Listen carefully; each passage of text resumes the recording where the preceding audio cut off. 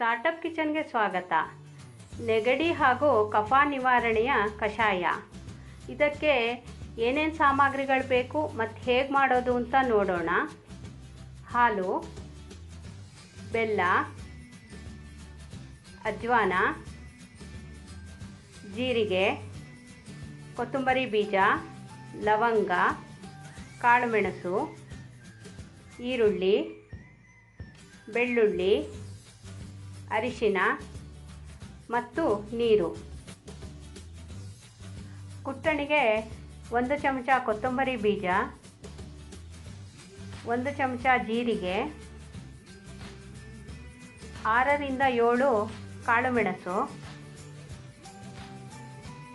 6 ಲವಂಗ ಹಾಕಿ ತರಿತರಿಯಾಗಿ ಕುಟ್ಕೋಬೇಕು.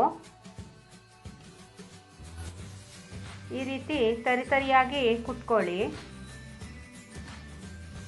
ನಂತರ ಇದಕ್ಕೆ ಸ್ವಲ್ಪ ಈರುಳ್ಳಿ ಮತ್ತು ಬೆಳ್ಳುಳ್ಳಿ ಹಾಕಿ ಇನ್ನೊಂದು ಸಾರಿ ಕುಟ್ಕೋಬೇಕು. ಈರುಳ್ಳಿ ಬೆಳ್ಳುಳ್ಳಿ ನಿಮ್ಮ ಆಪ್ಷನ್ನು. ಇದು ಬೇಡ ಅಂದರೆ ಮಿಕ್ಕಿದ ಪದಾರ್ಥ ಹಾಕಿ ಕಷಾಯ ಮಾಡ್ಕೋಬಹುದು. ಒಲೆ ಮೇಲೆ ಪಾತ್ರೆ ಇಟ್ಟು 1 ಕಪ್ ನೀರು ಹಾಕಿ. ನೀರು ಬಿಸಿಯಾದ ಮೇಲೆ ಅಜ್ವಾನ ಮತ್ತು ಕುಟ್ಟಿದ ಮಿಶ್ರಣ ಹಾಕಿ ಚೆನ್ನಾಗಿ ಕುದಿಸ್ಬೇಕು. ಇದು ಅರ್ಧದಷ್ಟು ಆಗೋವಷ್ಟು ಕುದಿಬೇಕು.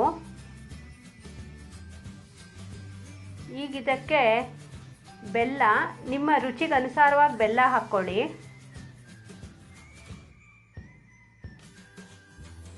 ಮತ್ತು ಹಾಲು 1 ಕಪ್ಪು, ಅರ್ಧ ಚಮಚ ಅರಿಶಿನ ಹಾಕಿ ಕುದಿಸ್ಬೇಕು. ತುಂಬ ಹೊತ್ತು ಕುದಿಸ್ಬಾರ್ದು. ಇದನ್ನು ಹಾಲು ಒಡೆಯೋ ಚಾನ್ಸಸ್ ಇರುತ್ತೆ. ಈ ಕುದ್ದಿರೋ ಕಷಾಯನ ಸೋಸ್ಕೊಳ್ಳಿ ಒಂದು ಪಾತ್ರೆಗೆ.